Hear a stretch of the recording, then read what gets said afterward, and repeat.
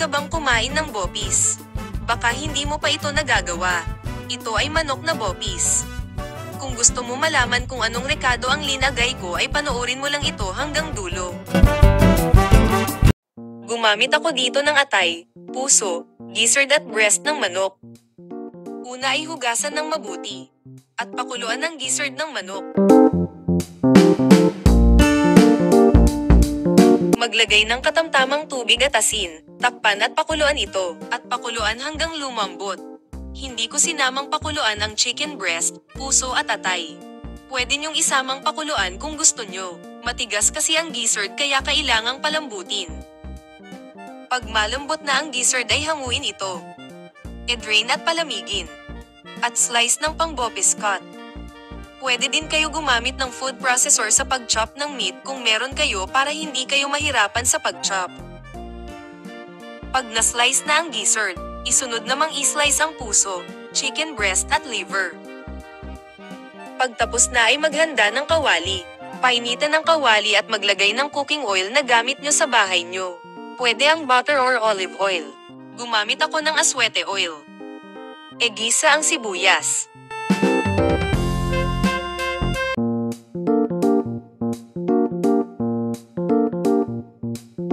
At bawang. Pag lumabas na ang aroma nito ay ilagay ang na-slice na chicken breast, puso at gizzard.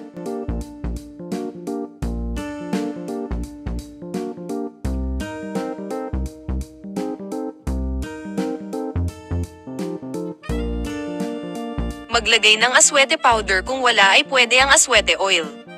Pag naigisa na ang mga ito ay ilagay na panghuli yung chicken liver.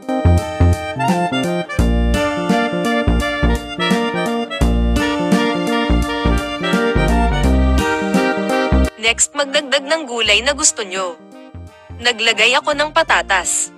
Pwede ang radish. Maglagay ng konting tubig para pangluto sa meat at sa patatas.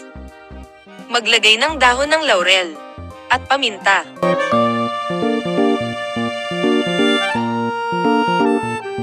Maglagay din ng seasoning, chicken powder or chicken cube. Magdagdag ng patis depende sa panlasa nyo. Soy sauce.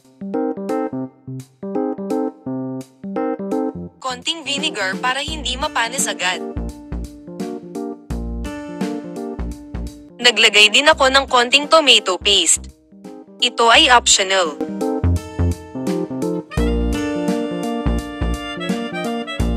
Pag nag-reduce na ang sabaw na ganito ay maglagay ng konting asin depende sa panlasa nyo. Maglagay ng bell peppers or sili depende sa gusto nyo. After 2 minutes ay luto na ito. E-serve na ito habang mainit pa. Kung nagustuhan mo ang recipe na ito ay pwede mong i-save ang video na ito at i-share ang link sa mga friends and families mo.